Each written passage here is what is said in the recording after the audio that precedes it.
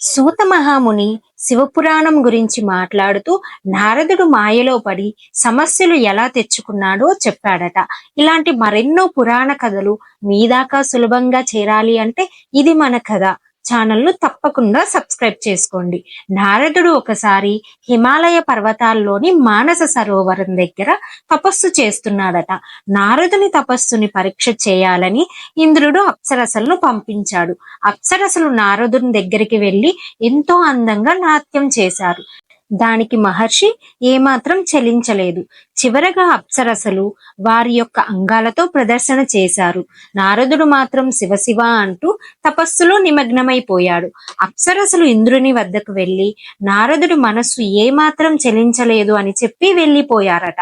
ఇంద్రియ నిగ్రహము పాటించినందుకు నారదుడు తనను తానే పొగుడుకుంటూ సంతోషపడ్డాడు. క్రమక్రమంగా ఆ సంతోషం గర్వంగా మారింది. నేను మాయను జయించాను అని ఆనందపడ్డాడు. ఇదంతా ఆ శివునికి చెప్పాలి అని కైలాసం వెళ్లి దేవదేవ, నేను మాయను జయించాను, ఎటువంటి మోహానికి లోనవ్వలేదు అని అన్నాడట. ఆ మాటలు విన్న ఈశ్వరుడు, నారద, ఎందుకైనా మంచిది, నువ్వు జాగ్రత్తగా ఉండు, వైకుంఠానికి వెళ్లి మాత్రం ఈ విషయం చెప్పకు అని చెప్పాడట. నారదుడు శివుడు మాటలు వినిపించుకోకుండా సత్యలోకానికి వెళ్లి బ్రహ్మదేవుడితో తాను చేసిన తపస్సు విధానమును, మాయను జయించిన విధానమును వివరించి చెప్పాడు. ఆ మాటలు విన్న బ్రహ్మదేవుడు నవ్వి ఊరుకున్నాడు.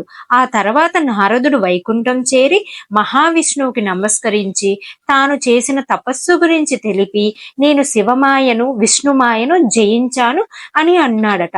ఆ మాటలు విన్న విష్ణుమూర్తి, నారద, త్రిమూర్తులకు మించిన శక్తి ఇంకొకటి ఉన్నది, అదే మహామాయ.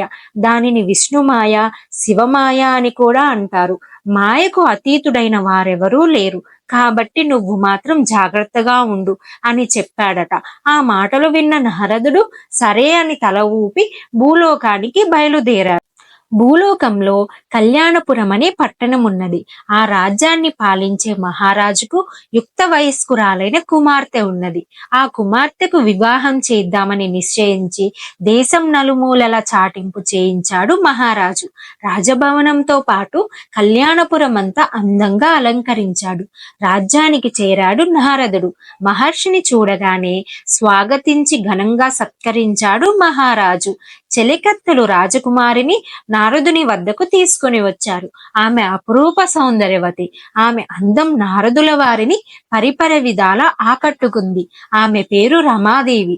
ఆమె అందచందాలకు ముగ్ధుడైన మహర్షి, రాజా, మీకు అభ్యంతరం లేకపోతే మీ కుమార్తెను నేను వివాహం చేసుకుంటాను అని అన్నాడు. ఆ మాటలు విన్న రాజు, మునీంద్ర, అంతకంటే నాకు అదృష్టం ఇంకేమైనా ఉంటుందా అని చెప్పాడట. కానీ నా కుమార్తె శ్రీహరిని తప్ప వేరే ఎవరిని వివాహమాడనంటుంది అని కూడా చెప్పారు.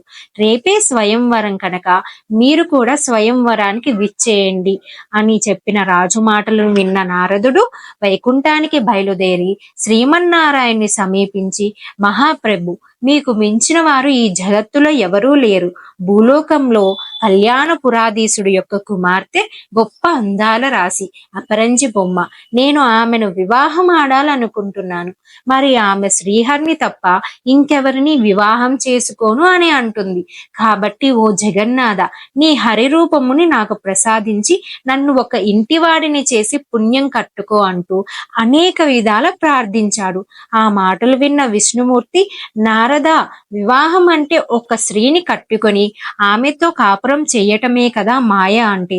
ఆ మాయ నుండి బయటపడే మార్గం ఉన్నది, కానీ సంసారంలో పడ్డవారికి దానిలో నుంచి బయటపడే మార్గమే లేదు. ఒక్కసారి ఆలోచించు అని అన్నాడట. ఆ మాటలకు కోపగించిన నారదుడు, వివాహం చేసుకున్నంత మాత్రాన నేను మాయలో పడిపోతానా?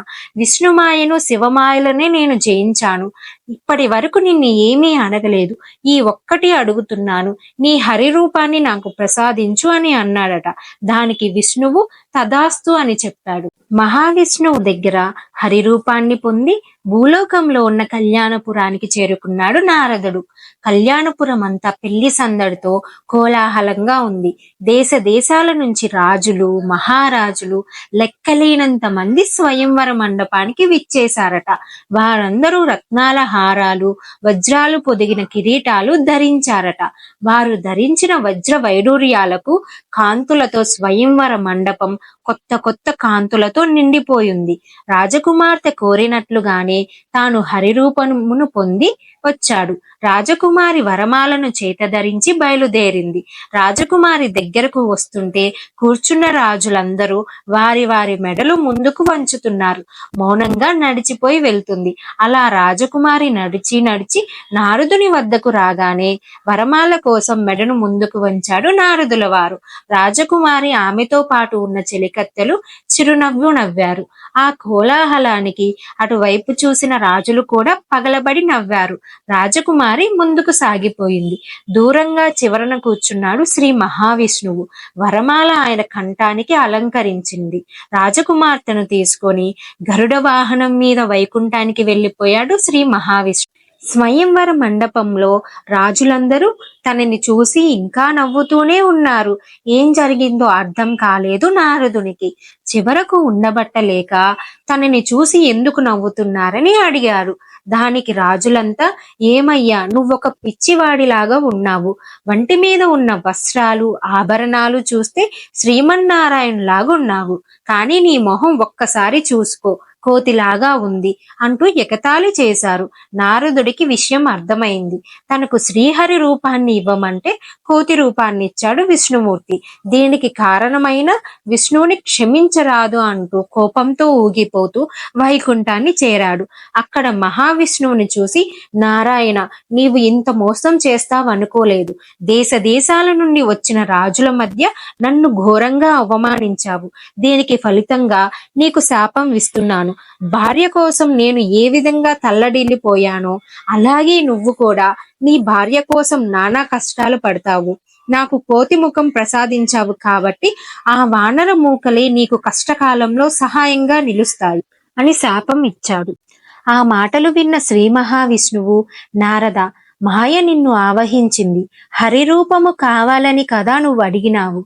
హరి అంటే కోతి అని నీకు తెలియదా? జ్ఞాన వైరాగ్యాలు కోల్పోయి ఈ రకంగా కోరటం నీకు తగినదా? ఒక్కసారి ఆలోచించు. నేను నిన్ను మోసగించానా? నువ్వు మాత్రం నన్ను అకారణంగా శపించావు. నీ శాపం నిష్ఫలం కాదు. అయితే త్రేతాయుగంలో శ్రీరామచంద్రునిగా దశరథుని ఇంట పుట్టి నీ శాపాన్ని అనుభవిస్తాను. నువ్వు నన్ను శపించిన నేను మాత్రం నీకు వరం ఇస్తున్నాను. కలహ ప్రియుడైనప్పటికీ ముల్లోకాల యందు గౌరవించబడుతూనే ఉంటావు. ఆ మాటలు విన్న నారదుడు విష్ణుమూర్తి కాలపై పడి స్వామిని క్షమించవలసిందిగా కోరాడు.